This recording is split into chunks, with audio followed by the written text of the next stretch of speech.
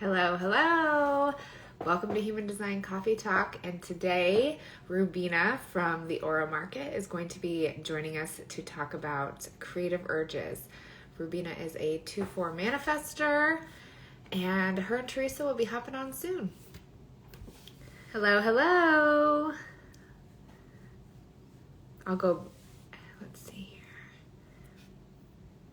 Good morning, good morning, good morning. Teresa will be hopping on soon. Rubeena will be hopping on soon. I always do the first 15 seconds of the live where I just like spit out what we're doing and then people start joining. So I always end up saying it again. Good morning. Okay. Perfect. And I've accepted both of those. Let's see if they go through. Hello, hello. Good morning. Good morning. Yay! Good morning.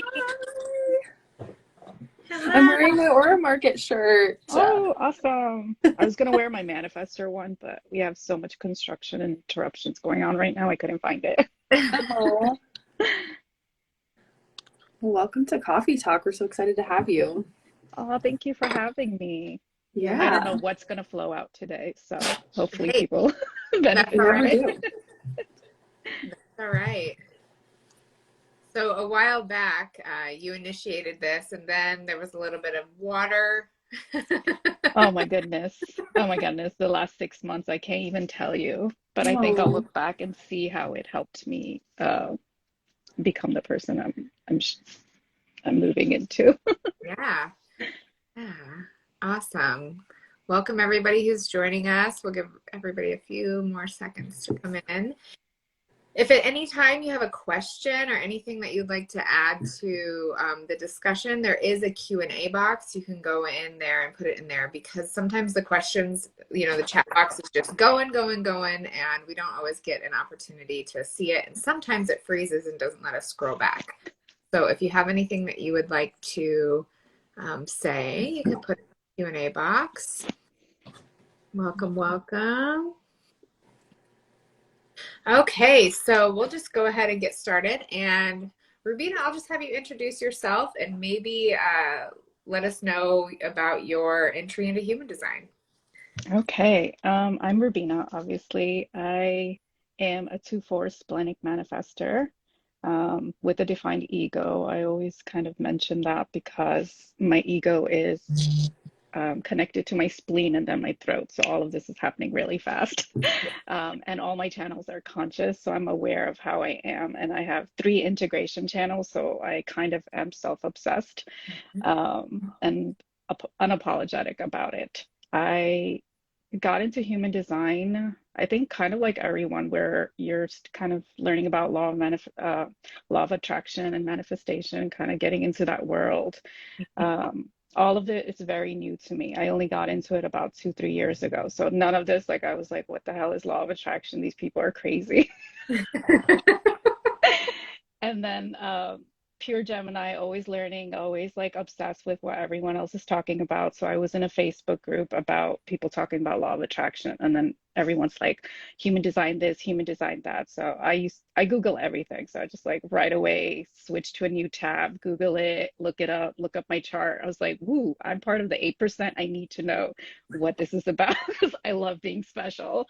Yeah, and then I booked my reading right away. I'm one of those people I'm so glad I started my business before that because then I wasn't overthinking it. Oh, is this a desire? Is this a creative urge? I just knew I had to learn more. So I booked my first reading within 2 weeks, went over my head. It was just the basics, I initiate, nobody can tell me what to do. I was like, awesome, I love this. And so I was kind of, in the beginning, you're still really deeply conditioned and only using it intellectually, just kind of telling everyone and trying to inform. But it took about 4 months before. So April 2020 is when I shifted. Some planets moved into certain houses, I think the 9th house, where it's now I get to go, begin my spiritual path. And all of a sudden I was signing up for courses. So it took 4 months before I got to that point where I was I think I'm being called to study this. So I started working with a lot of people right away, courses, programs, never finished anything. So that's typical of me. It's just like I get what I need and it's enough. And then I try to integrate that. I think about 8 months into my experiment, I realized that I really needed to give space to integration.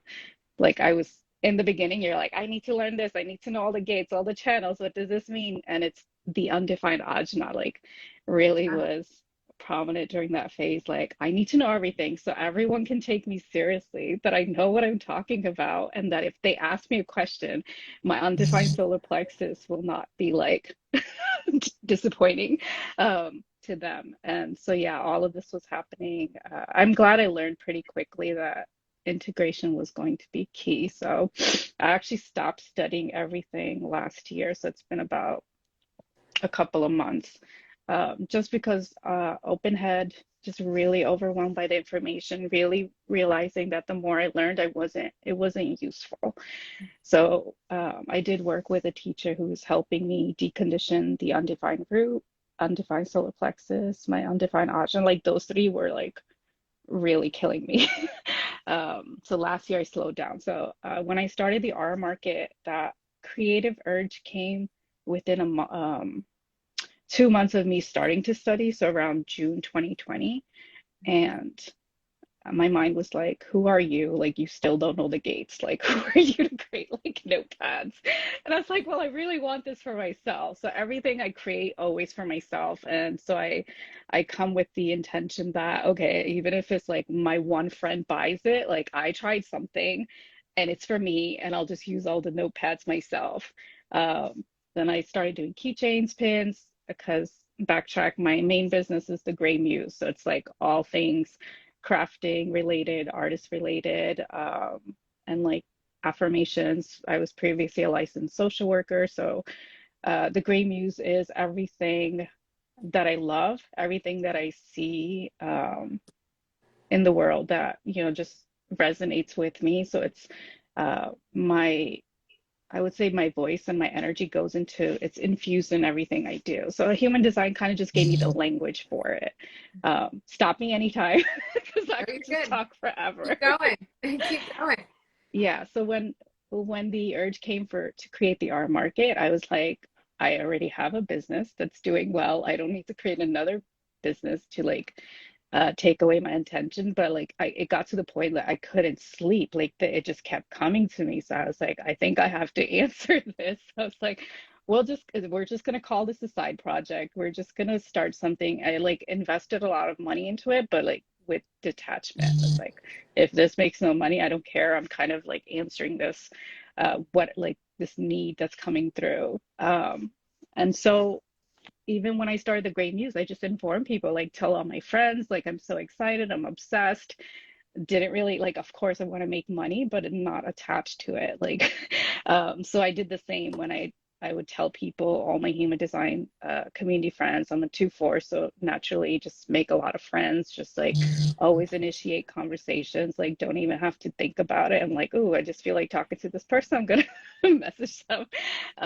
And they usually respond. They usually do become acquaintances. My English, my words. Uh, so yeah, the initial release was great. I launched in November.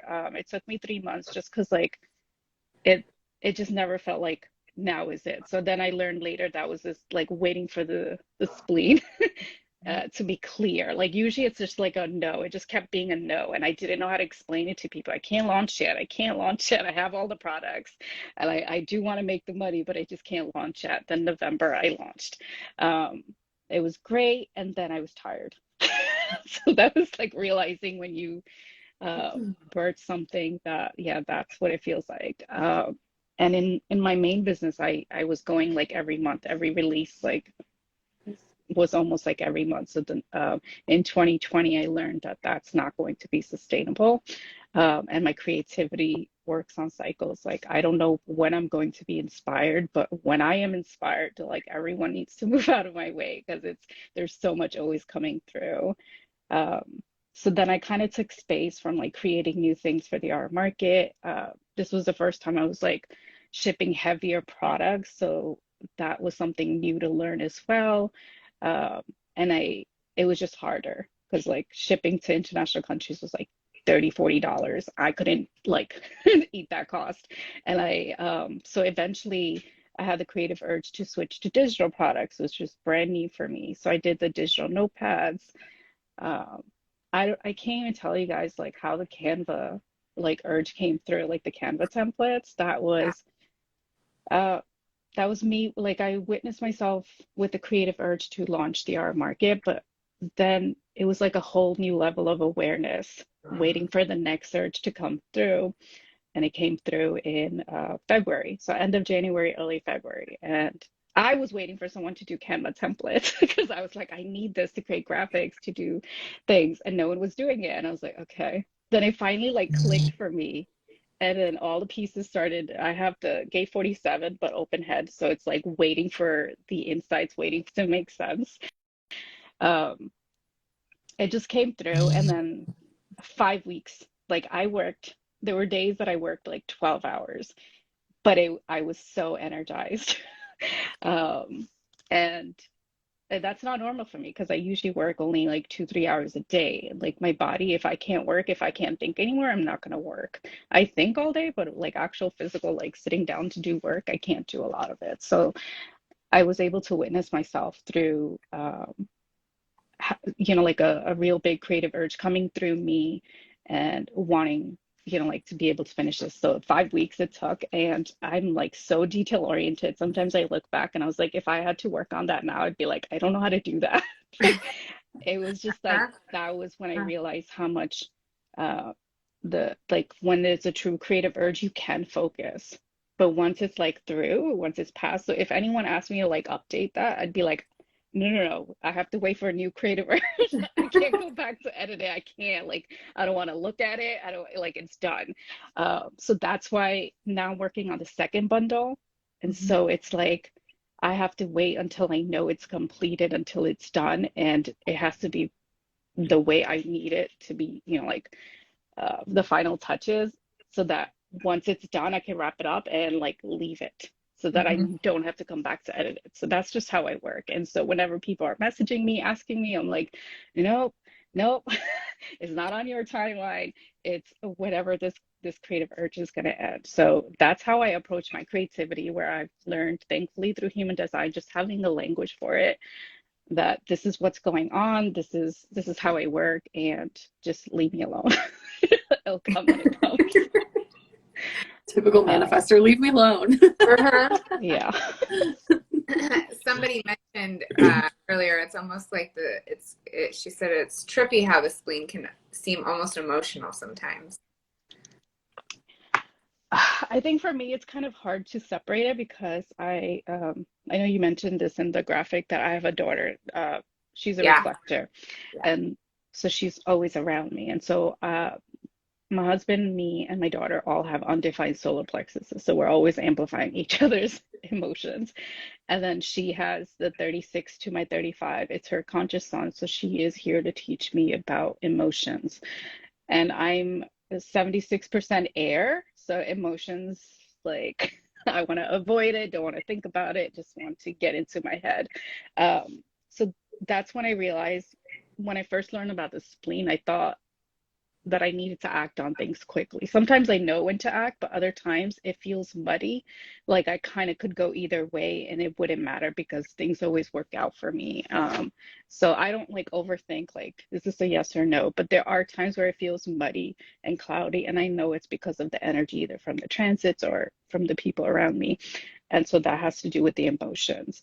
And so now I give myself permission to keep like a few days just to see if it still feels like a clear signal to go or not. And then I usually have the clarity. So sometimes it does feel like an emotional wave, but I'm not going to say that I am. I know what an emotional definition feels like, but I do have those influences around me all the time. And so I'm just mindful of it. And waiting for your, I was going to say it's reflector. similar. Well, with your reflector daughter, just that waiting. Oh my goodness. Waiting. Nurturing that in a child. I'm quad left, she's quad right. So it's Oh, very, very interesting.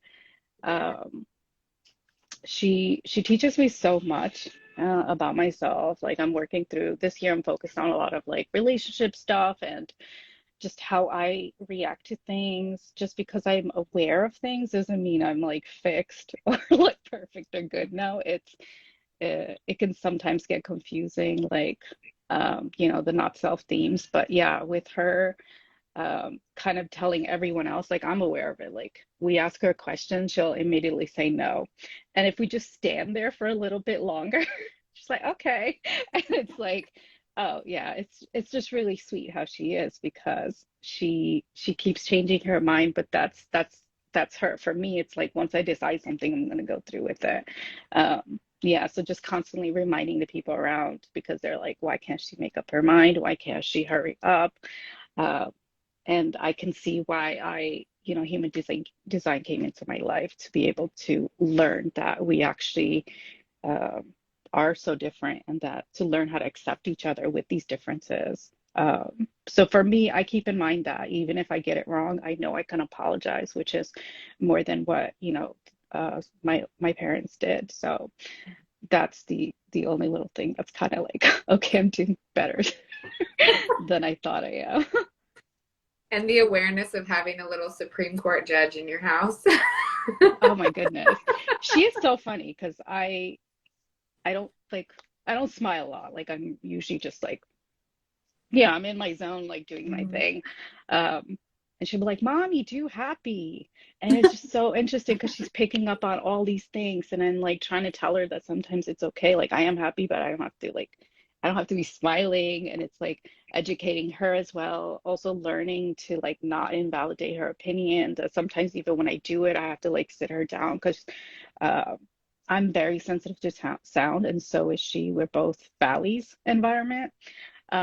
And so that's another thing as well to like learn how to navigate chaos. And like right now we have construction going on and so many interruptions and, you know, being mindful of what's hers, what's mine, what's the energy between us, learning not to take it personally. Like, I always tell her like, if like she's playing, she's really loud. She's such a true reflector. I know everyone says like, oh, all kids role play. I was like, no, no, you have to watch her role play. She is so down to the nuances, every emotion. She plays with her toys. Yesterday she was playing and she's like, Mommy, I need a hug. And I was like, oh, I'm busy right now. Go ask Papa.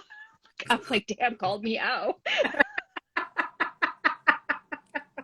I was like, all kids do not do this. Reflector kids do this. And then she's like, Papa, here, have your coffee. Like she knows our routines, everything. Um, yeah, What's her so profile? she and my husband are both 3-5. So Oh, he's a pure generator. Um, yeah, it's just really, really interesting. And then when she and I are together, our sacral does not get defined, and neither does our head, but everything else does. Um, so yeah, the channels that we create between us are pretty intense. It's a 2145, 1222, 3536. So our relationship is really like ah, emotional. yeah. It's very passionate. She's very creative. I think she's definitely going to be more creative than me. She's Pisces, already very, very deeply intuitive. So I'm happy I'm able to kind of nurture that in the way that I can.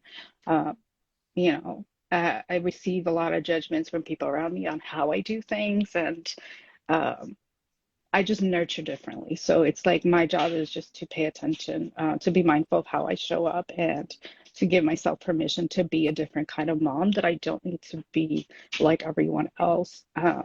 It is really hard because sometimes I'm like, I just wish I was like a magnetic generator, like in how I show up. And I was like, this is how, this is how I was designed. It was how she chose me. And so just kind of like me learning like all of this, like being able to start my business and like this self-awareness journey started when I got pregnant with her.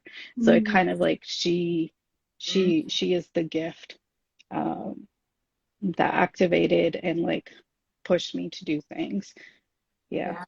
Well, and Oh, the manifestor reflector relationships are really like really highlighted a lot by Ra and talked about, they kind of have this ideal relation like partnership. Mhm. You're both, I you both have actually, this unique relationship with the transits and kind of feeling like you're on the outside of things and, you know, feeling like you're bringing that transit energy into the material plane. it can feel like that sometimes. You Mm-hmm. know, I for my birth time, like my parents never had documents, so it's like I had to play around with a few times. Like my mom knew it was morning time. I was like, maybe I am emotionally divine because I feel so emotional sometimes. But realizing that I was just amplifying a lot of the energy around me all the time. Um, and yeah, I kind of lost my train of thought. That's okay. That's all right. No problem. No problem. All right. I thought it was interesting how you mentioned like she's more creative than you when it just seems like you're such a creative person. I kind of just wanted to talk about how left beings and right beings are both inherently creative. We just have Mhm. different ways of expressing it. How do you notice how your creativity is different than hers? I usually am very strategic. I think recently learned how that shows up. So needing to see like the opposite of it. So I actually don't study anyone else's chart deeply. I'm still studying my own. And Nice. so just needing to focus on that. And so I hired an assistant recently who is not strategic. You know, she's receptive. And so being able to learn like what I was offering and bringing to the table and how she was responding as a generator, and how much time she needed to be able to make sense of things and do it in her time. And then I realized, oh, this is my zone of genius. I love making lists. Like, this is like, I love initiating things. Like, my lists are crazy. I have so many ideas, and then I can't act on all of them, of course. So like paying attention to when the creative urge comes. Like we created we worked on some workbooks that I wanted to like launch since last year.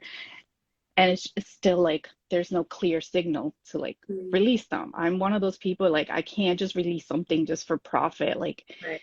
I, I've discovered that I have to wait for like insights to drop. It can take months. And sometimes even with the customizable body graph, the vector ones I did, I had almost everything ready, like 99%. And I was just like, it's something's missing. Like I don't know what Mhm. it is. And then, so I left it alone and then came back weeks later. And so I think this is the strategic part of me that, and then also the splenic, came back to it. And it was like one thing was like wrong, like one piece of it. And so I fixed it. Mm-hmm. And then I was like, oh, this is good. It's good to go. And then I released the customizable body graphs. And then everyone was asking for the Canva template version of it. I was like, I can't respond to you. Like it has to come through me. And so that took, I kind of released it. I was like, this is probably not going to happen. Um, and then with everything with the flood around that time, it came through like the inside drop, it clicked for me.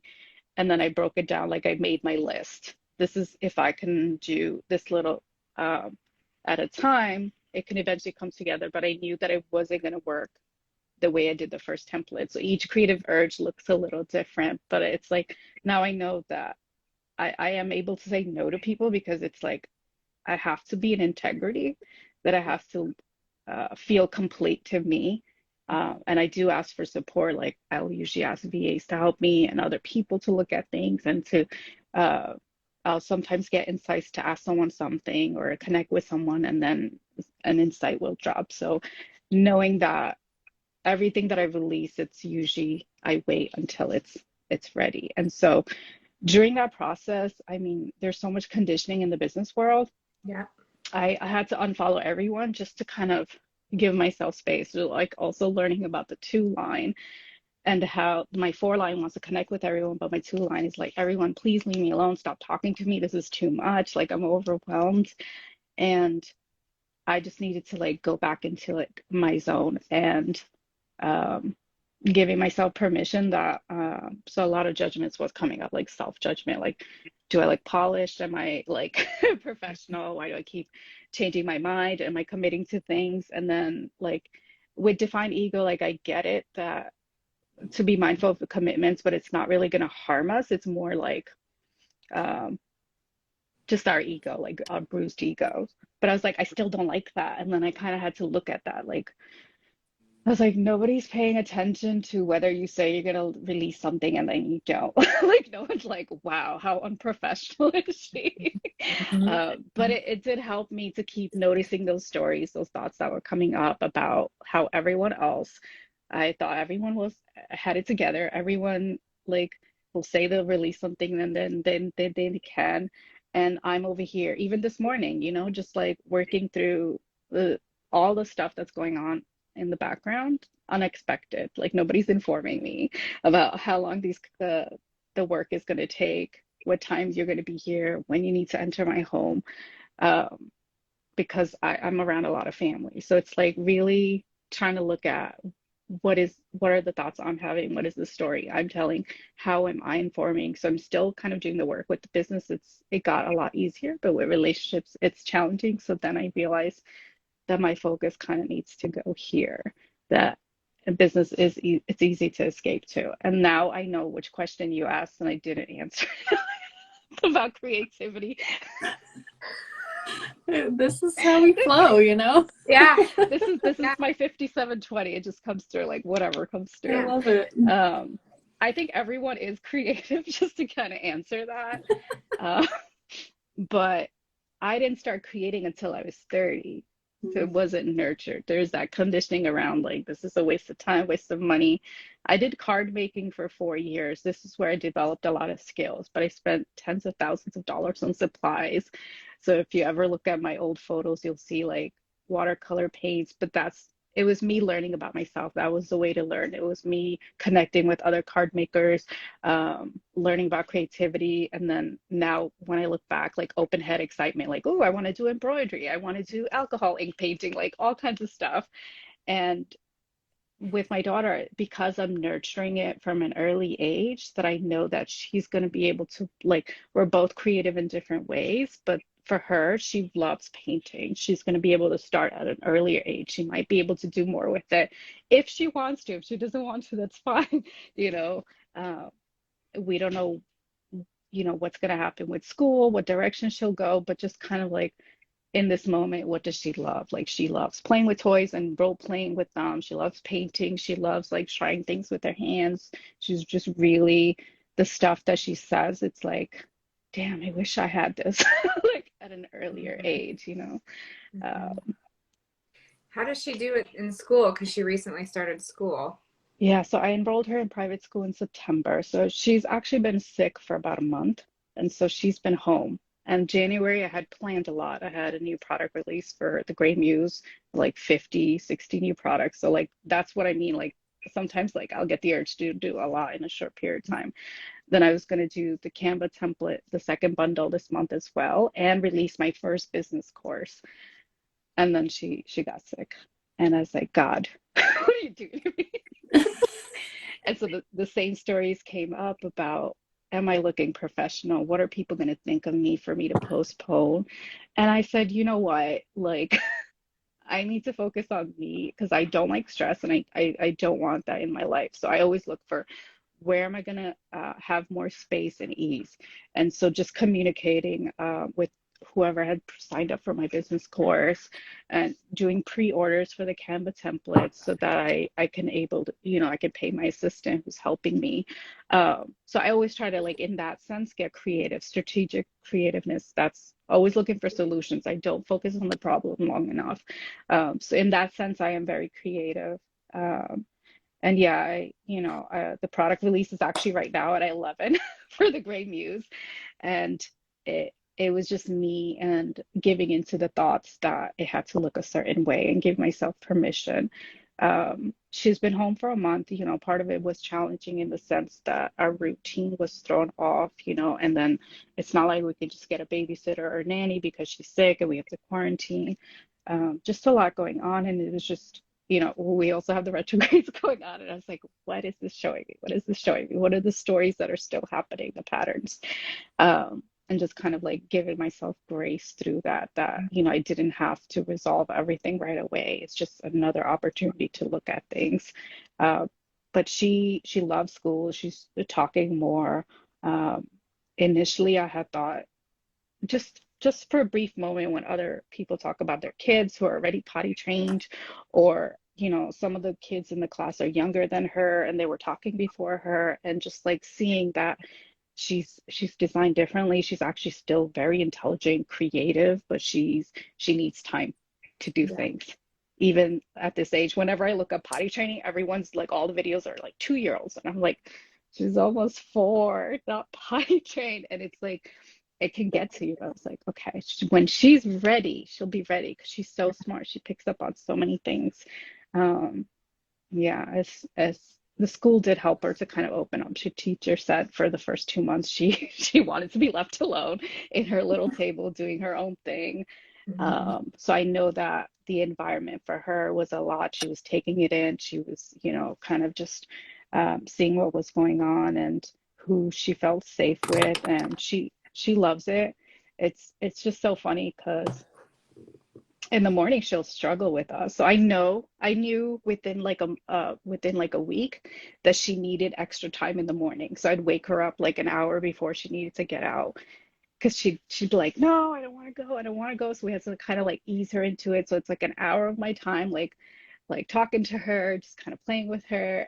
And then by the time the hour's up, she's ready to go out the door. Because usually it would be 15 minutes to get ready if it was me. But I was like, she's not me, she needs more time, so let's work with her energy. Yeah. Because I want to keep reducing that resistance between how other people are and how I am and how I'm expecting them to be.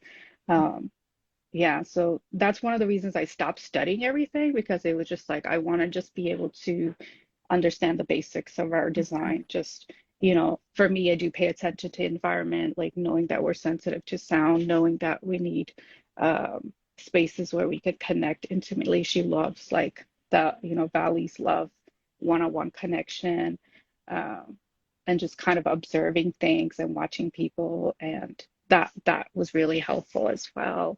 Um, but other than that, just paying attention to type the centers, which channels get activated, and like being aware of just the energy. And it's like, needing to go in depth with a gate is not going to help the situation right now. So it did help for me to stop needing to know things. That whatever I knew in the moment was enough for me to still um, be able to know what to do. Um, Yeah, I think it's really easy to get lost in the sauce with human design. And that's, why Brandy and I love talking to people about just actual lived experience and foundational, simple things. Like just the fact that, she's a reflector and that she takes time, like that's enough to work with for a while, right? Yeah. Yeah. And then for me, I also just am aware of her conscious sun. So the 36, I feel like it's so important, not just because it's the conscious sun, but I have the 35 and then she has the 36. And I was like, this is no coincidence. This was like divine. Because I was like, I run away from all things emotional, and she's here to be like, let's go deep. And I was like, I Yeah. don't want to, Yeah. but Does it's anyone really here. believe in coincidences at this point? That is sometimes when I look at the chart, like I'll look at our connection chart just once in a while. Like I only go into genetic matrix like twice a month. Like I'm just trying to, you know, Yeah. trust whatever comes through me, my own insights, my own intuition. But once in a while, when I look at charts and I'll see something pop up, like the first thing, I'm like, damn, that like it's so on point. I could see this playing out and how Mhm. it's being expressed, and then trusting that, because in the beginning when I was studying, I was like, this is all bullshit. Like it could be true, but it could not be, like it could Yeah. also be bullshit. And so um realizing that I don't need to be certain about anything for this to be my truth. That Yeah. was like, deconditioning the undefined ajna. Like, I'm obsessed with defined ajna people. I'm just like, wow, they're so amazing the way they process and conceptualize. Um, but having that duality helps me to see, to accept how I am different, how I am designed. So, not just being able to accept other people, but also learning to accept how I am, that what I used to think was my limitation was, no, this is part of how I do things, how I process things, how I do need time to, like really understand something deeply. like really like this course that I'm working on is like at least a year long. So I look at other people, I'm like, how do they make courses? I don't get it. Like Yeah. I have all the information, but it's I just don't even know how to explain to people why it's taking me a year to do it. And I'm not talking Mhm. like I'm working every day on it. It's like when the next thing drops, then I go work on it. The next thing drops, I go work on it. But it's been like at least a year.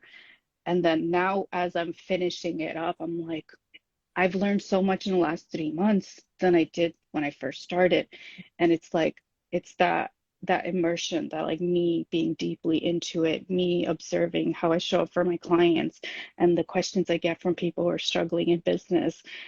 I have to be really like on this. It's like me going through the journey again, like really into it. And so having to drop those judgments that I'm taking forever. I don't know how to build a course. Like, no, I am doing it. I'm just doing it my way. And Mhm. everyone else thinks I'm killing it. And I'm like, this is what's going on in my head. Behind the Behind the scenes. scenes. Yeah. Well, really, I think you're highlighting on nine-centered business, because I love how you were like, it's not about the profits for me. It's about it being the right timing and it being correct for me. And I really think that's what we're going to end up moving towards as a collective. People not doing things because they feel like they have to, or because they made a promise to the community or whatever. It's more of a, this is what my energy is guiding me to. And I have no other choice Hmm. but to honor that. Yeah. Yeah. I I feel like so I just joined this program to learn more about wholesale. So I'm finally like, but it's so funny. I'm like talking to the mentor initially. I was like, don't tell me what to do. Like that's how I start the conversation. And like, a lot of the people in the e-commerce world are not, some of them are like me into personal development, learning about things like human design, Enneagram. There are people like that, but most of them are still like, oh my God, how do I grow my following? What are the strategies? How many reels do I need to do? I was like, "Ugh, I don't like those questions." So I hired someone who's done really great wholesale. But for me, I already thankfully know that this, like how I learn is through observation, kind of having the pieces and then putting it together my way. So initially already like I was like, don't tell me what to do. Don't tell me I need to do this, this, this. She still says it in the session, but I'll just sitting there chilling, like, no, no, no, this is gonna work out. I'm just here to observe you. You don't need to check up on me. Um, and yeah, it was just, she's like, I think you're here for me. Like, I'm not here for you because she's so stressed out. She's like, I'm doing this, like all these strategies. And so that's kind of like the insights dropping that maybe I'm here to shift how some of these e-commerce brands run their business. But it's, that is different from the creative urge. It's not here yet. It's just an insight dropping. So then now I'm witnessing myself before the urge and Mhm. kind of becoming aware at another new level. So not going to do anything about it. Usually some people are like, ooh, okay, let's go turn this into a course and offer whatever. I'm like, no, I just know that maybe I'm shifting in that direction where I can help or somehow guide. Um, but I'm gonna wait until the next insight drops or wait to see if that was just, this was just my open head, just excited about something new. Um, Yeah. yeah. Where do you feel the urge in your body, like in your physical body? Do you feel it? Is it in a consistent place? I just know that I get so excited and like it feels like this. Like I'm just like, I gotta go. I gotta do this. I'm so excited. Really need to focus. Everyone get out of my way. Uh, Yeah, so I do my best to try to inform my family, like, this is coming through. I need to do this. And, that's one of the reasons I enrolled her in school, just to be able to give myself that time, that space to be able to, knowing that I do take my time sometimes, because it's pieces. I work on pieces. It doesn't all happen. Like once I have the urge, I don't work 10 hours straight and then it's done. No, it's like parts. So it's like I need that time as well to be able to do that. But yeah, just like everyone's like, your voice just got really like high, your energy's up, your body's up. That's what it feels like.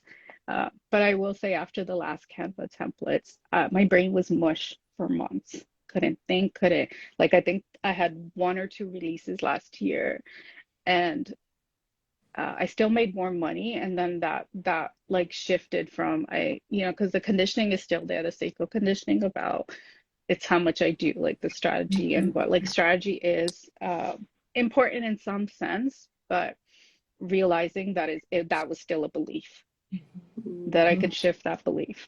So this year I'm playing around with doing much less. Like I still know that I tie some worthiness to productivity and how much I work. Uh, there's no shame in that because deconditioning is a lifelong process.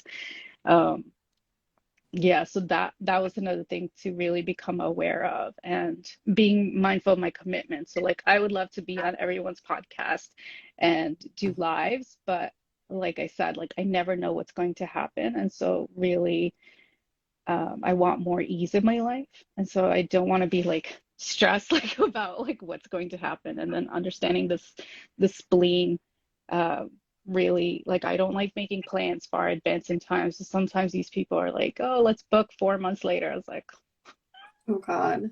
no, Mm. no. That's the importance of like informing and initiating and, be like, I will let you know when I want to do this thing. Kind of similar to this, you reached out to us and said, I want to do a coffee talk. And then life kind of happened. And you're like, I'll let you know when. I don't know when, but I know I want to do this. And then life Even happened. And then you reached back out and you're like, coffee talk. And I was like, perfect. it's so funny because they started construction in my house last week. So after we had already committed, and I'm starting to take things off my plate because I still have this habit where I'll start to fill up my calendar and then I was like, oh, this is not important. I don't care about this anymore. I'm going to take it off. And then I switched to like, well, actually, I can make this work because I never do more than 1 or 2 calls a day anyway. So it's like, if I did nothing else today and only showed up for this, like I'm going to make this work. I have to keep my commitment. And so just really, there's a part of me that sometimes thinks it's okay to escape and just like be left alone, which is like I understand that, but I was like, no, no, no, I'm gonna show up for this and it's gonna be great. And yeah, so I'm kind of glad I did. And hopefully It's, this is helping someone out there.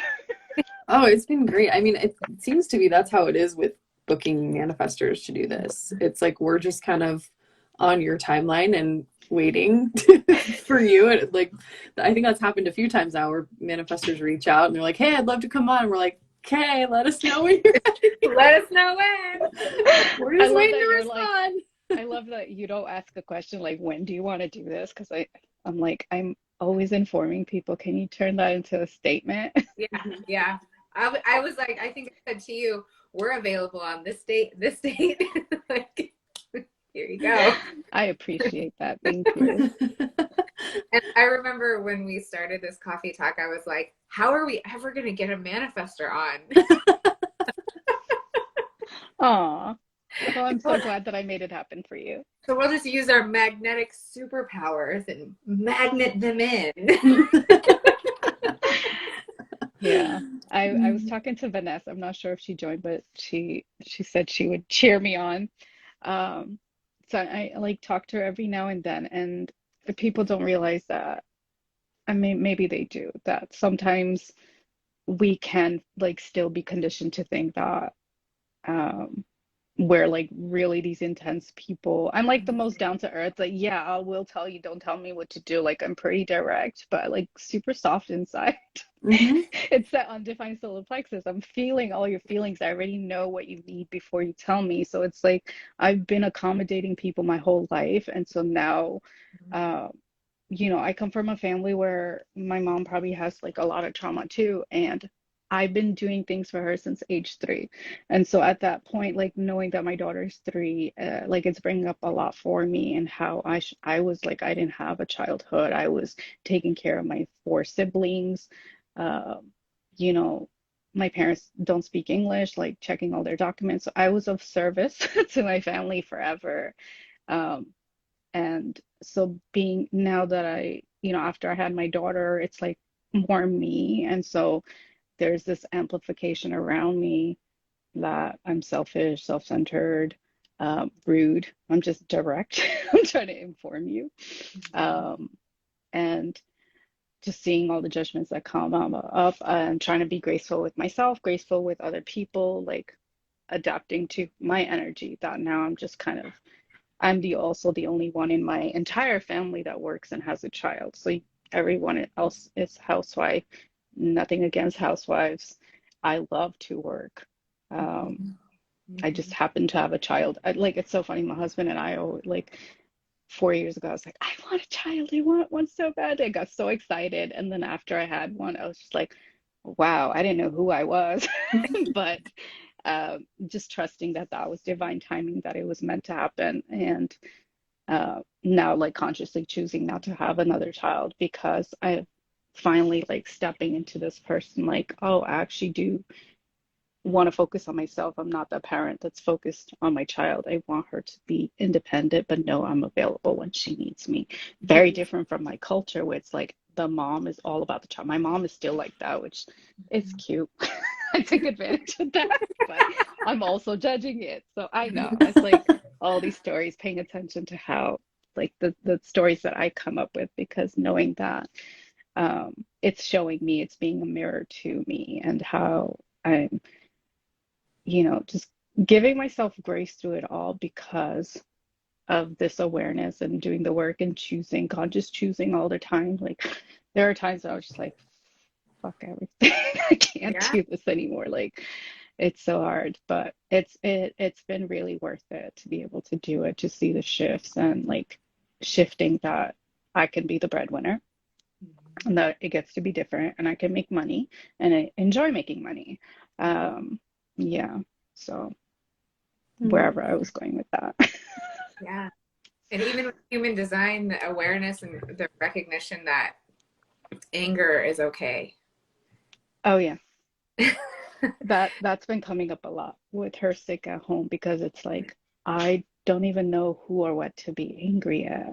This is the circumstance, and there's a lot of rage coming through, because there's this desire to do what I need to do and what I want to do, and I cannot, because I have a child that depends on me. And we've had a lot of beautiful moments with our home, like more time, more play, like watching her blossom at home instead of at school. Like, there are some gifts in that, but it's also like, I want to be left alone for like 8 hours and just listen to music, you know.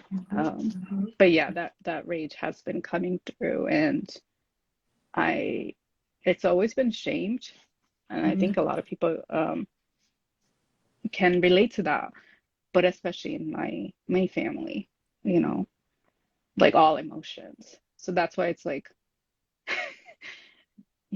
why can't you be happy all the time? And it's like, I'm not going to go into this whole thing right now. Like, it's okay not to be happy. It's okay to have all these other emotions. So I'm like parenting myself through this process as well with a child. My parents live downstairs, they help. That comes with its own set of challenges as well. Um, yeah. Yeah.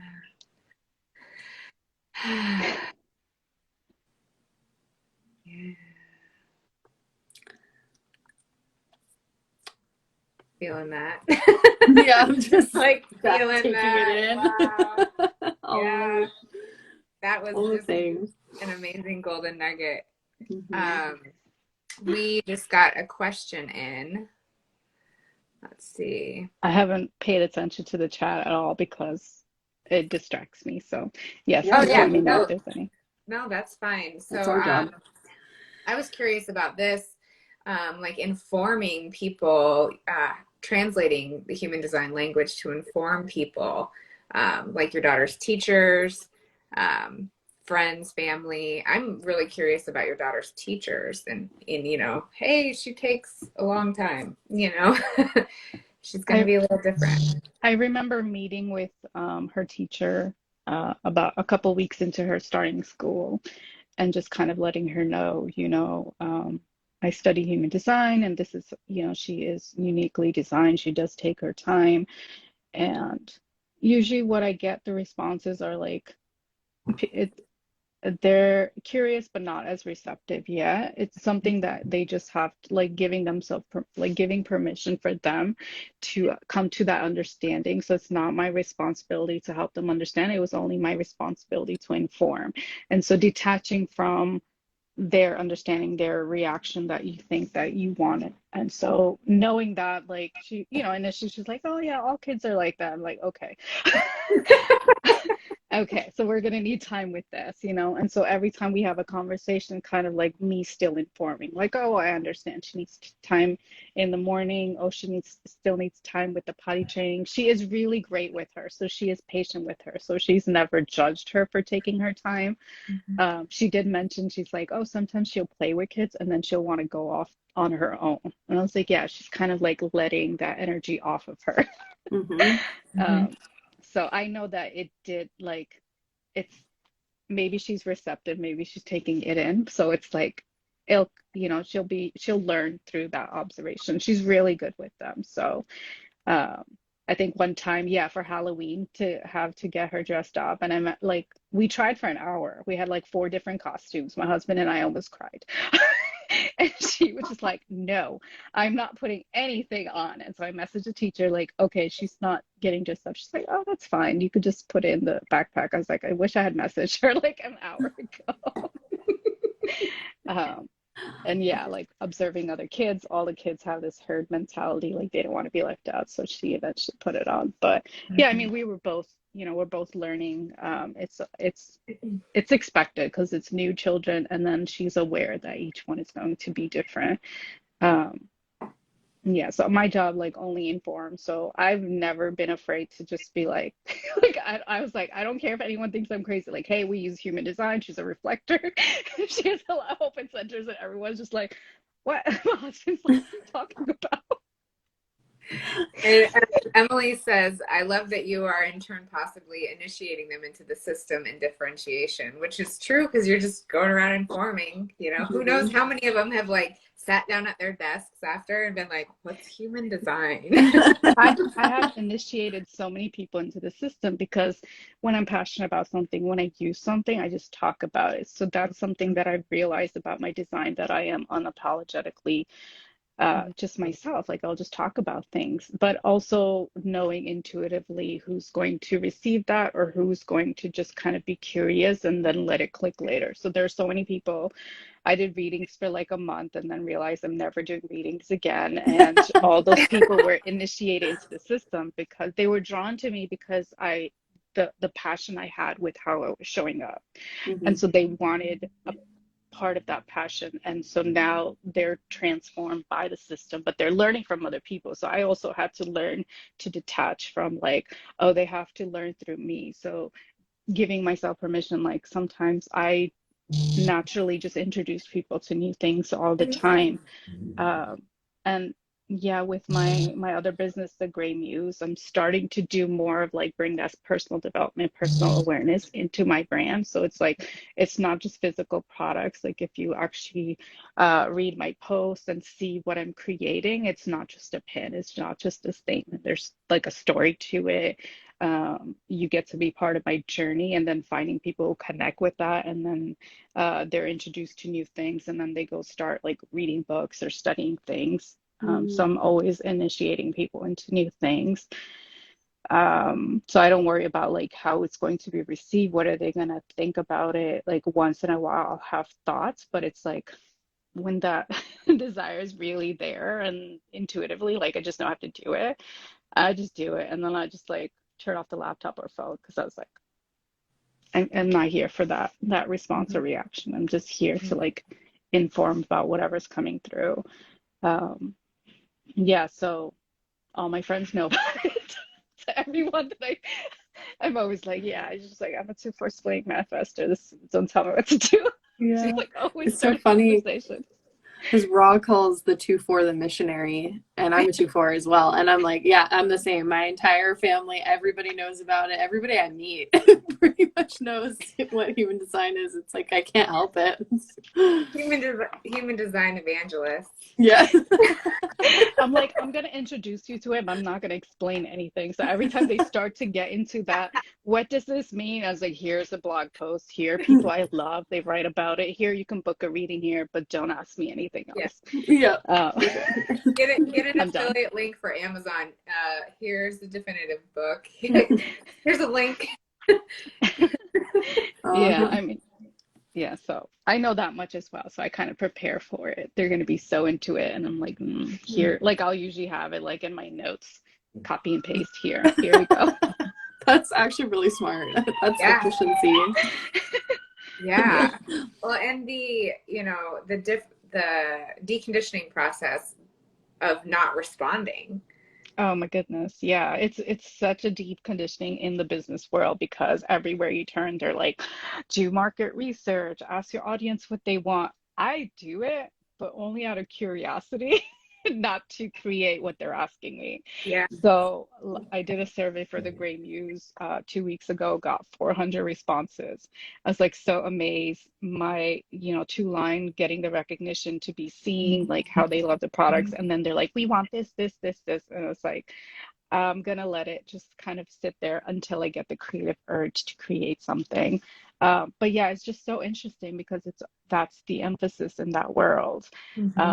And it's still part of like me in business as well because I still think, yeah, I still do respond to messages and emails, but I don't do it as much. It's really, I think it's funny because I set certain intentions and then I start to see it manifest. So when I think about a year and a half ago, I was like, all my customers love like everything that I do. I don't need to do more. And like I don't have space for negativity. And so 99% of like reviews, messages I get are so positive. And it was just from setting that intention out loud that I was like, I'm not available for this anymore. And so I don't really get a lot of, but that also, and then I was like, I don't have space for responding to people all the time. So I actually don't get much comments or DMs. And initially I thought I was doing something wrong because you think that that means that, that's reflective of your business being successful. But actually I started making more money. So I was like, but that part is still there. They're like, why am I not, getting likes or like, how do I reach more people? And then like letting that go because it's like, oh, I'm not going to do more. I'm still going to do what I need to do or the minimum, but I'm not going to do more to kind of, take care of whatever that thought is. But now I'm starting to see that it doesn't matter. It doesn't matter how many comments you get, DMs you get. Actually, it's great because all these people are dropping away. No one's bothering me. Maybe it's my energy. Maybe people know, like, don't bother her. She's not going to respond. She's not going to give an answer. She's going to be like, go to this link, like, setting up more automation. So it does start to shift as you realize, I like this, I don't like this. And I think the one thing that really helped me just kept focusing on what do I want? So it's ease and flow. So whatever is going to give me ease, flow, freedom, those kind of things, we're going to go towards that direction. And I don't care if people don't like it because if you don't want to buy from me, that's fine. Like someone else is going to buy from me. I just kept saying like I'm not available for stress. I'm not available for anything hard. Switching to more automation this year where we can still nurture people, customers that are supporting me. And yeah, it's a process, but becoming more and more aware of that. So I didn't go around telling people I'm not going to respond to your messages because it's like, it's more like educating them that this information is available here and just kind of putting those links where they can find it. But I did see a drop in questions like nobody bothers me anymore. I think it's probably really refreshing for non-sacral types to hear how you operate your business and you still experience financial success from it. And it's like you don't have to do all of these things that are designed for generators. Really, social media, the way that it's used most of the time is in a generator type of capacity. So it's great for me to hear about people claiming their own way of doing it. Yeah, I do. I will say like this has been the hardest month challenging wise with my daughter home, with nothing going as planned with my releases, and yet I've still been making really good money. And Mhm. I'm just like, I don't know what the fuck I did. Like, I don't know what's happening. It's just like because I'm not like in rushing to get things done. It's like, okay, when are we going to have space for this? How can we move it? It's like being able to focus on creative solutions. But I feel like this whole thing, because it's a retrograde, showing me that, hey, you can actually do less. It's like with that defined ego, that 2644, which I want that. I know that deeply, but there's still like this shadow, like people have this judgment around people wanting to make money that just because I'm creative and nice and inspiring and like um, doesn't mean that I still don't want to make money or like get fair value for what I'm putting out. Like people are being moved by these things. They are, um, and I do notice sometimes I'll put out things that people are just not ready for, that it's actually going to hit them like a year or 2 years later. They're like, whoa, like this, I needed this. And so that also gives me permission to, when I put something out, like, oh yeah, you don't see the value yet, but it's there. I'm just ahead of the time. So it's like, I just focus on creating and like having that freedom and flow. And then while I'm going navigating all these circumstances and like becoming more aware of what's working, what's not working, what's going to help me have more flow and ease. And I already went through this process the first 2 years of my business where a lot of people were misunderstanding me. And so me learning through human design language to be okay with being misunderstood, because especially with the two line, knowing that I actually do need my space. I was the type person, I initiated all my friendships, all the conversations with my friends. After a point, they got exhausting. It's like, why is no one else like? Because you can also initiate a conversation. I don't have to be the only one because I've already initiated the friendship. You can still talk to me. But I feel like the bigger purpose was that I actually there was this people pleasing going on, that just because that four Mhm. line loves connecting with people, that somehow we had to be friends, that we had to stay connected. And so I went through 2 years of grieving, people misunderstanding me, leaving me, um, all kinds of judgments. Like there was just a lot of gossip in the crafting world. And so now after like the grieving kind of it shifted into understanding why that happened, that I was actually creating space for me, but that I couldn't do it myself. Like I was like afraid of speaking the truth and holding myself accountable to having better boundaries. I'm still working through boundaries. Um, but realizing that whenever someone drops out of my life, like I didn't have to create a story around me or them, that it was just, it's creating space in my life. And I kept asking for more space and freedom. So like the flood was the funniest, most destructive thing to happen in my life. But before that, I kept saying, I want more space. I want a bigger office. I want to declutter. And I wouldn't start. I was like, I have too much shit. And then the flood happened. I lost everything in my home, 18 inches of water in my home. And it was hard. And then I was like, oh, that was the fastest way to get this Mhm. amazing space here. Yeah. Wow. Yeah. I was like, okay, so anytime like things happen now, I'm like, okay, what did I ask for? Because I speak things into existence. This has been deeply ingrained within me. And so knowing that I will have all my desires manifest and that I'm being shaped into that person. So even, when we talk about who do you want to be and to get to that point, I am witnessing myself in those incremental changes. And that's why I need permission to work on a course for a year, because I am going through the process. I understand, the not self questions and things that come up, the things that people are struggling with, the things that I struggle with. I have to understand it deeply.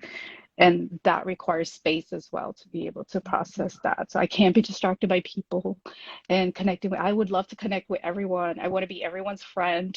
And then I have to get real honest with myself, like, no, you need your space right now. Mm-hmm. So, and I don't have to create a story about like people don't like me, people are gonna forget me. And it's just like, I actually know whenever I show up, they're going to feel my presence. They'll be drawn to me if it's correct for them. Yes, I've been doing a lot of work for 3 years. Hmm. Yeah, I mean, I think there's something profound about that manifestor impact and how sometimes it's felt later on. But even, you know, you and I have never connected, and I already feel so connected to you. And it's maybe once in a blue moon we'll connect, but it doesn't need to be this like all day, every day kind of thing. It's the impact is felt and it stays with you. And that's really what I've felt from the manifestors in my life. It doesn't need to be an all the time thing. But then when I feel it, I'm like, yeah. Yeah, I think connecting with other manifestors is kind of reminding me of that as well, that this is so just knowing that I don't need to stay connected with someone, but because sometimes it can feel lonely, you know, feeling misunderstood, because I don't want to have to explain myself, but sometimes I will say I just need my space. This is just how I am. This is how um, that I'm going to be able to live out my purpose. Like that I have to prioritize this. So in that, like giving up that short term you know, like that gratification to just like appease someone, and like it's coming back to like the bigger vision, the bigger purpose, that I will be my best when I'm actually left alone, when I am self-centered. There's a pin for that. And I focused on what I need to do. So a lot of people are going to take that personally, and I don't have to stop and help them and save them and help them see that no, I'm actually a good person. Like you know, um, yeah, so all of that just been really, really interesting on my journey to kind of unravel that and be okay with that. So, Mm. I mean, they call manifestors the lone wolf for a reason, and it's really amazing for us to watch you move through the world in that way. thank you for letting me share this. Yeah, Yeah. I feel like people absolutely. got so much value from this. We've just been seeing lots of people in the chat really resonating. Lots of Um, manifestors that are like, yeah. I think, yeah, you know, manifestors need those reminders. It really is 8%, 9% of the population, you know, and so I can see how there's really deep conditioning as a manifestor. You are an energy type, you do have energy, but it's very different from generator energy, and there's just so much conditioning around that. Yeah. yeah. And there are times where I feel like I haven't done anything, like I could do more because, like I mentioned, I only work uh, maybe 2 to 3 hours a day, and I really do enjoy it. But it's where was I going with that? Oh God. Seems like it's sacral deconditioning, you know, just knowing that that's in those short bursts is actually maybe healthier for you. Yeah, yeah. So just keep coming back to giving myself permission that in this moment, this is how it works for me. Um, yeah, because a lot of people, yeah, the feedback I get from people is like, wow, you do a lot. And I'm like, I actually don't do a lot, but also like trying not to sound like I'm so powerful. Like I could do a little bit and get a lot done, but it's whenever they ask me, what's your secret? And I was like, I just do whatever comes, like the insight drops, I go do it. Like that is the mechanic of having that motor connect to the throat. So it's like, I don't know how to explain that to you. It just happens as soon as that insight drops that to go do this, I'll go do that. Mhm. And it usually happens fast. So it's not like I can explain like these were the steps. It literally is one thing at a time. Sometimes it'll be once a week. It could be daily, but it's a little bit at a time. And so whenever new things come through for me, I remind myself of that too, that it will get done one thing at a time. I don't need to have the entire plan figured out, the entire map. Like just keep waiting for the next insight, the next action to take. And that's when I look back and I was like, whoa, I did get a lot done because I was so focused on each step versus, you know, with this course, giving myself permission. Okay, cool. Like, I don't know how to strategize this. No defined ajna. Like, I was just going to channel whatever comes through. But I was like, this is probably going to confuse people because I'm just like going in different directions. So, hired a strategist to help me map it out, you know? And then I was like, oh, I don't know if this flows. Hired a copywriter to edit my copy. Then I was like, I don't want to put this into workbooks. Hired someone to do the workbook. So, it's like, just focusing on those steps. And then I was supposed to release it this month, and then my daughter got sick, and that just kind of postponed things, and give myself permission that it's not meant to be done yet. Yeah, and I think you're highlighting on outsourcing, so you're not doing everything yourself, so you can conserve your energy. And just for me as a generator, it's so fascinating hearing what the manifestor, like how manifestors actually operate, because we're conditioned to be like manifestors, and then I find that manifestors are conditioned to be like generators. So it's also freeing for me to be like, oh, that's not how I operate. I don't need to put pressure on myself to operate in that way. I'm here to respond. Yeah. And being MG's that motor to throw from after when we're in response mode, it's like, it's fast. We can do stuff. It's fast. But that pressure to like download, initiate, let's do this. It's so intense for MGs, because we have all this energy and it's like we're just bubbling over waiting to use it, but we can't until we're in response. So it's fascinating.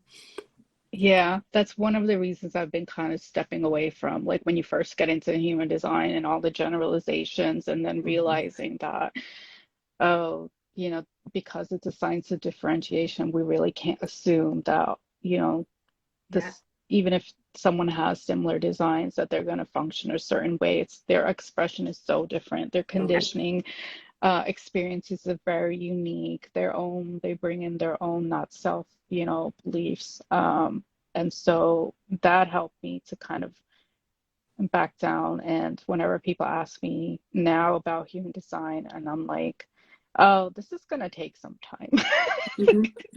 I can't tell you who you are or what you're going to be like. I can show you some of the tools that you can use, but that this is a process, that I'm still going through that process, that there are so many things even within the community that there are people still conditioning certain beliefs and the way certain things are. And just giving, like, the way I want to approach human design with the art market is giving people different tools to be able to come back to trusting their own insights, their own intuition, because that's what I've been doing in my journey. And so everything I create is for myself. And so the workbooks I was working on are questions I asked myself. So instead of saying this is what a center is, it's like, well, what is your understanding of the center? What do you think that means?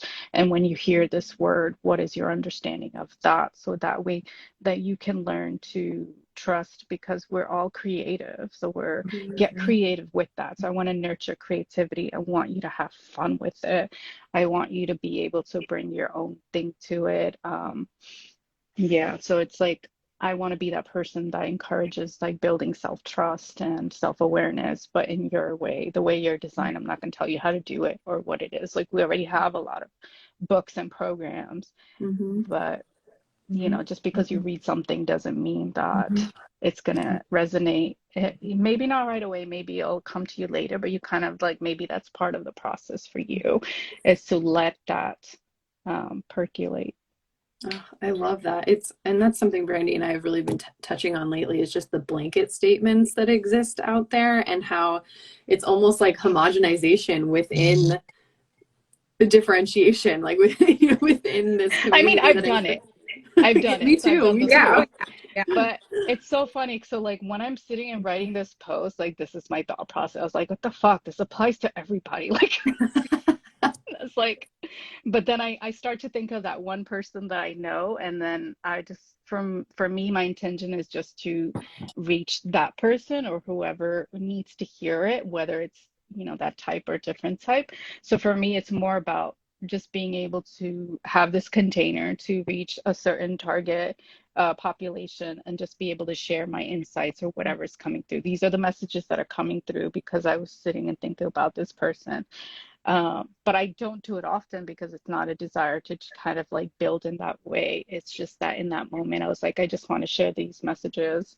And oftentimes it's just for me. So like all the messages for all the types are just reminders to myself that, and that's kind of how I built the Great Muse. It was just like constant reminders to myself that resonated with other people.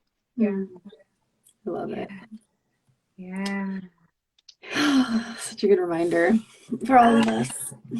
Yeah. Awesome. Well, your new bundle will be out sometime. I'm When aiming the for urge is there. February 11th, so I'm hoping she can go, she's better by Monday and can go back to school and kind of like using that period. But I told myself, but even if I could not Yeah. reach that deadline, I can communicate it. And the worst thing would be to refund everyone and just say, I'm not doing this. Like, I don't want to do it. Like, so for me, it's like knowing, focusing on the solutions and knowing these are my options, then I don't have to waste my energy on like, what are we going to do? Because I don't want stress. I don't want stress. I want ease. And so that's why sometimes I'll just be like, I'm not doing this anymore. So it was so funny with the apparel. I was like, I'm going to screen print these all myself. I'm going to learn the process, blah, blah, blah.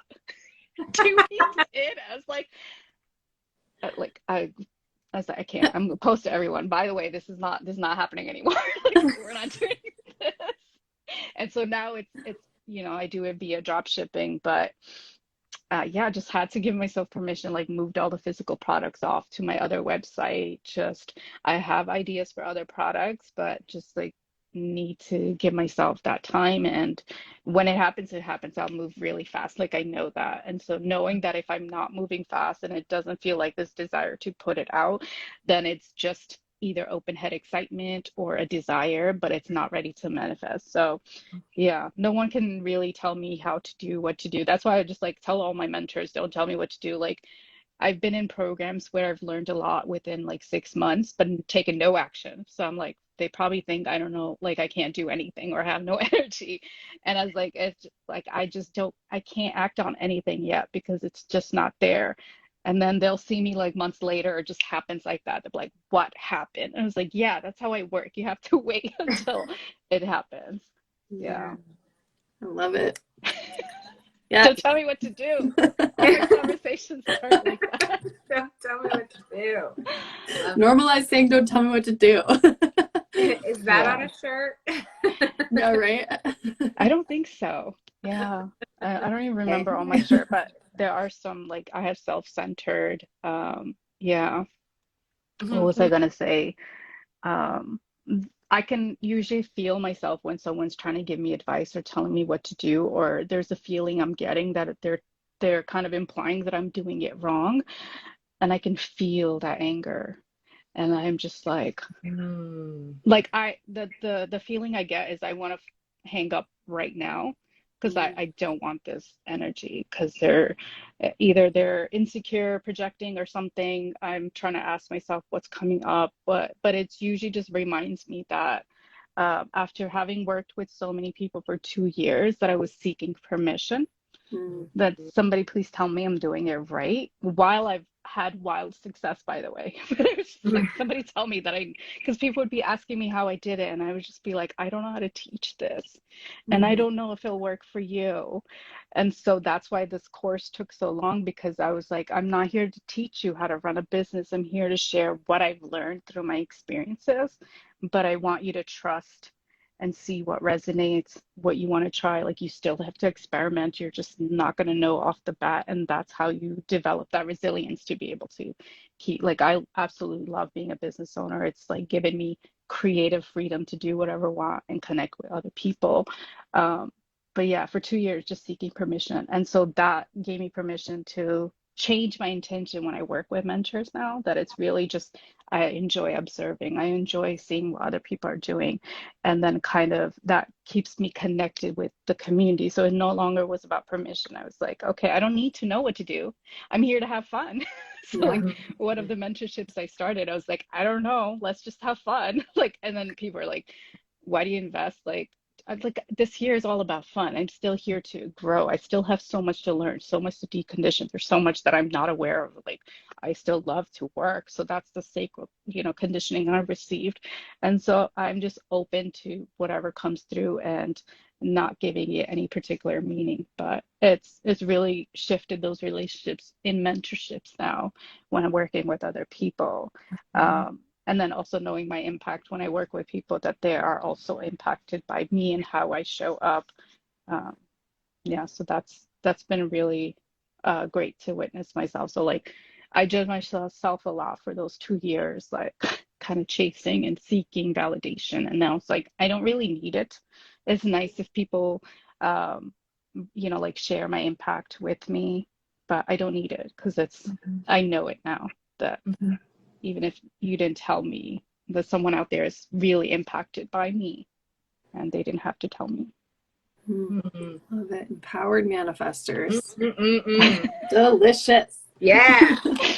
Still a hot mess, but yeah, in this case, I'm just like, don't tell me. That's okay. That's life, you know? That's just life. We're all a hot mess. Who isn't a hot mess in 2022? I want to see Mhm. the person.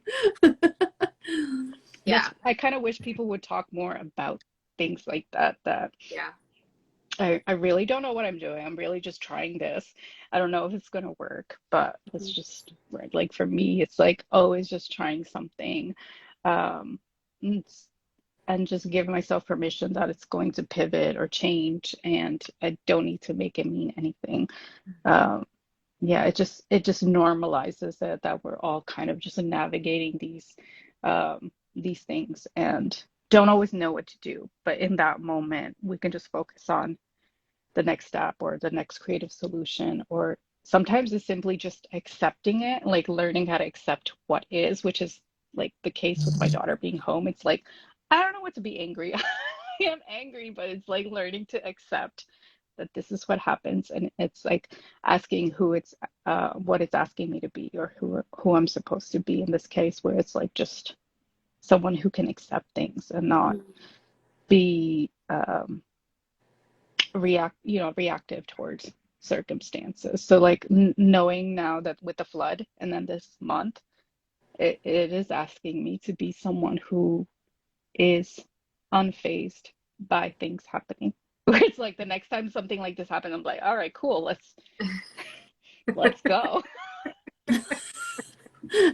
Give me what you got, universe. I'm like, that's it. Okay, cool, I got this. Cool. To the external world, no, I'm the one that's here to make an impact, not this stuff.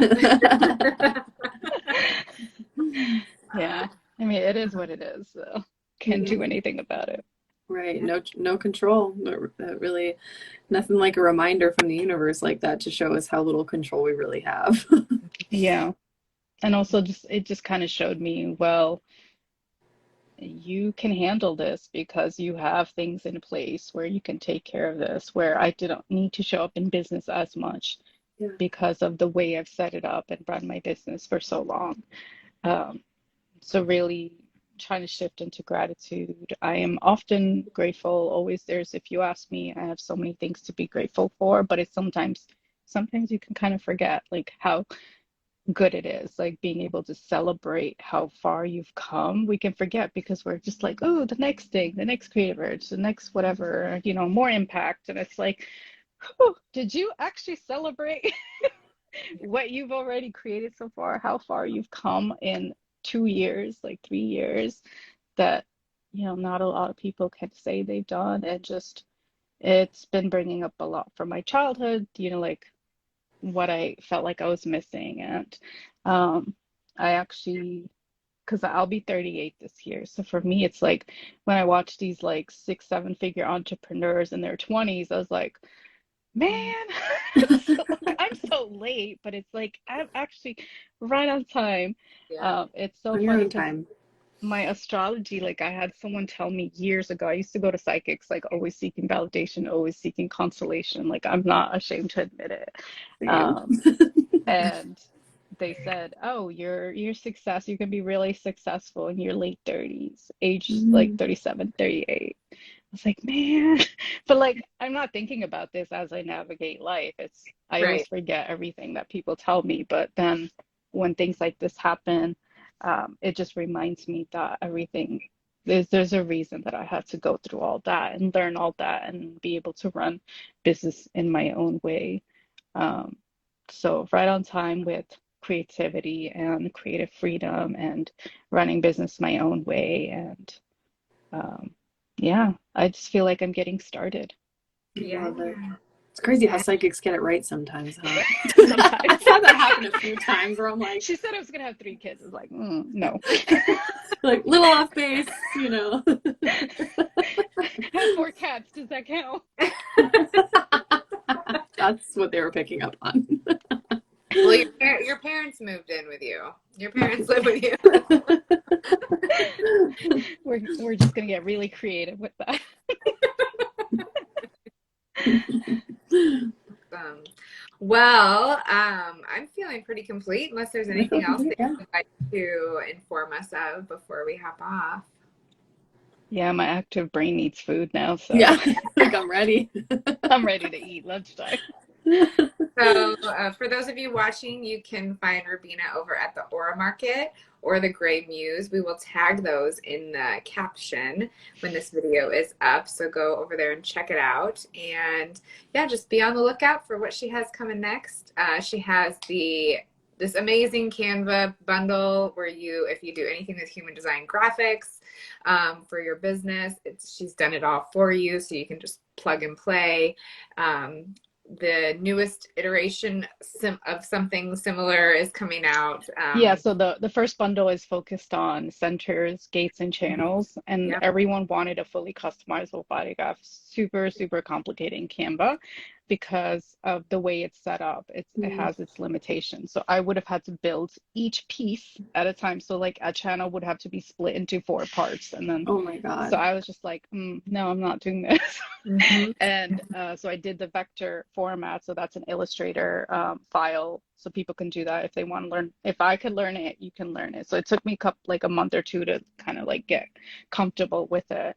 And then the Canva version is finally being built out. So fully customizable body graph. I finally did it, finalized it. So now we're just building out like chart templates. So if you wanted to do your own colors, fonts, like even I love Canva. I think people don't realize how versatile it is. Like you can copy and paste an entire body graph and create a new template and just be able to, because for me, I'm a line two brand. So it's all about image, aesthetics, looks. So if you look at all my feeds, it's all like it's intentional. Like I love pretty things. I love it needs to match spacing, everything. I'm like really detailed about that. So yeah, we're doing the chart templates, the customizable body graph as a poster if you wanted to print it out, a couple of other things, and Instagram templates this time. So if you wanted to share about human design in a linear fashion, like this is where it started, and these are the types and authorities and strategies. So I'm finally like creating those. And then I'm doing a reading report template. So if you wanted to do a reading and do a written format, so we're creating so you can still add in your things. I'll have some basic information in there, but of course, readings, you're the reader, you're the guide. You should put your voice in there as well. So I'm just creating easier ways for people to do things. So it's through observation of like what's missing and also what I want. And then I'm adding in bonuses for Gene Keys. So if you don't know Gene Keys, obsessed with it. I love it. Like it's just another language to understanding the gates. So including those templates because a lot more people are getting into that as well. And it's also for me to help me dive into the Gene Keys as well. So everything create always for myself as well. And knowing that if I need it, someone else needs it. And that's the purpose for creating these things. And eventually workbooks where I bring in my questions, my undefined agenda on how I see things and kind of how to approach the system my way, and then giving you those resources. So while you're studying, that you can have different ways of looking at the system. So you're not stuck in like, I don't understand that. Why can't I get it? And it's like just switching to a different question, you start to allow more insights and downloads to come through. Yeah. I love Yep. it. And as I a could quad I could talk left, I forever, mean, sorry. me being mostly right, like Teresa, that feels like it's great because it will just pull I'm when I'm things out. creating this, I was like, people don't know that they need this. Like they need to want it. And with the commercial license, like you can create so many products with it, like kind of giving people ways to make money as well, especially with this new one where you could do custom reports, custom templates. Um, yeah, I mean, there's more that will come, but I just don't have a timeline. Um, I can never guarantee when I'm going to get ideas. Like right now, I have nothing else. Like I'm just like, so whenever people are like, let's plan out your next quarter, and I was like, I'm not here. I'm like, I'm not even going to show up for that meeting because Blah. No. I can't. I can't do that. I love it. It's so refreshing to hear how you operate in business. And even though I'm not a manifester, it like just inspires me to do business my way even more. So Mhm. Oh, Yes. thank you so much for this space and for being able to share that and to be able to receive it is like, I don't think people understand. To be heard is like, it's so, I mean, I want to say validating, but just like, it just feels so nice oh to be yeah, well, heard. Yeah. we were happy to Thank you. give you the space. Yeah. Yeah. Oh, thank Yeah. you. And we're so glad that you initiated this because we've been wanting to talk with you. Yeah, it's like you kind of seemed like this mystery enigma to me, and I'm like, I want to be face to face with her. Oh, Like, good. It's working. It's working. I'm like, I really want to be an enigma. you are. Oh, good. Thank you. Awesome, awesome. All right. Well, thank you everybody who joined us today. And if you hopped on midway or at the end, I highly recommend going back and checking it out from the beginning. The replay will be live on our page, and all of Rubeena's contact information, how you can see what she's up to, will be in the caption. Yeah. Thanks, everyone. Thank you. Thank you. Take care. Bye. Bye.